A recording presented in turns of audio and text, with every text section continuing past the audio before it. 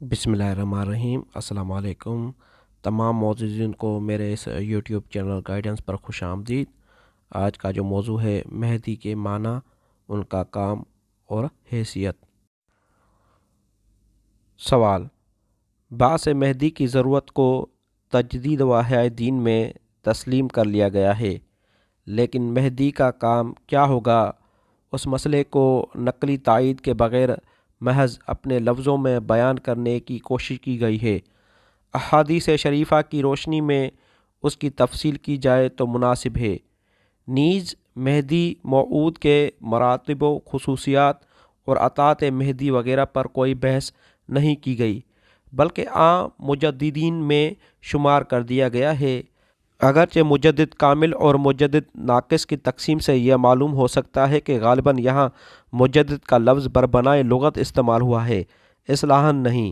تاہم جب کہ مجدد معصوم عن الخطا نہیں ہوتا اور مہدی موعود کا معصوم عن الخطا ہونا ضروری ہے، تو پھر اس بیان فرق کے ہوتے ہوئے مہدی موعود کو مجدد کی فہرست میں کیسے شمار کیا جا سکتا ہے؟ جواب: اول تو خود لفظ مہدی پر غور کرنا چاہیے جو حدیث میں استعمال کیا گیا ہے۔ حضور صلی اللہ علیہ وآلہ وسلم نے مہدی کا لفظ استعمال فرمایا ہے، جس کے معنی ہیں ہدایت یافتہ کے۔ ہادی کا لفظ استعمال نہیں کیا ہے۔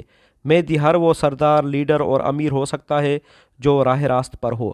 المہدی زیادہ سے زیادہ خصوصیت کے لیے استعمال ہوگا جس سے آنے والے کی کسی خاص امتیازی شان کا اظہار مقصود ہے، اور وہ امتیازی شان حدیث میں اس طرح بیان کر دی گئی ہے کہ آنے والا خلافت اعلیٰ منہاج النبوت کا نظام درہم برہم ہو جانے اور ظلم و وجور سے زمین کے بھر جانے کے بعد از سر نو خلافت کو منہاج نبوت پر قائم کرے گا اور زمین کو عدل سے بھر دے گا۔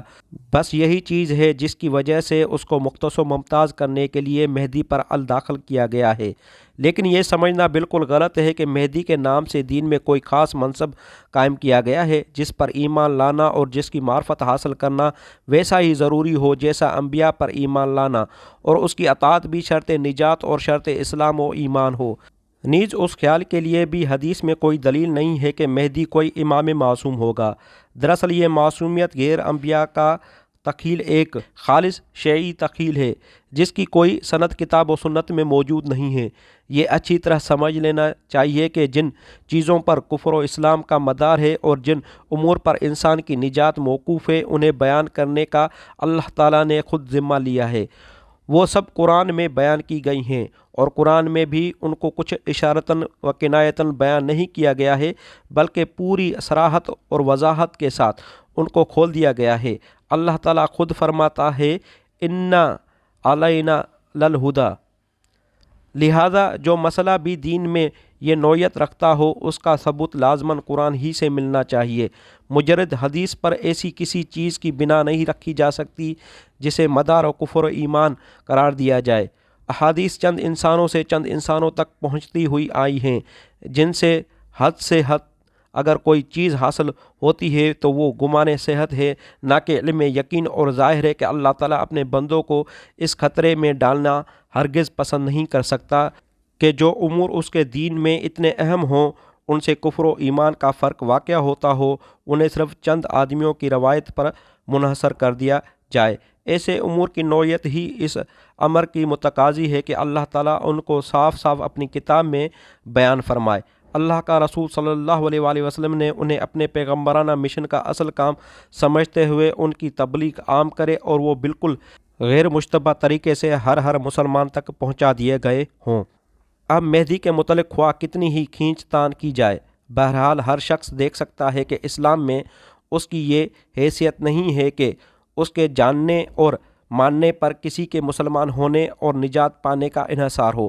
یہ حیثیت اگر اس کی ہوتی تو قرآن میں پوری صراحت کے ساتھ اس کا ذکر کیا جاتا، اور نبی صلی اللہ علیہ وآلہ وسلم بھی دو چار آدمیوں سے اس کو بیان کر دینے پر اکتفا نہ فرماتے، بلکہ پوری امت تک اسے پہنچانے کی صحیح بلیغ فرماتے، اور اس کی تبلیغ میں آپ صلی اللہ علیہ وآلہ وسلم کی صحیح کا عالم وہی ہوتا جو ہمیں توحید اور آخرت کی تبلیغ کے معاملے میں نظر آتا ہے۔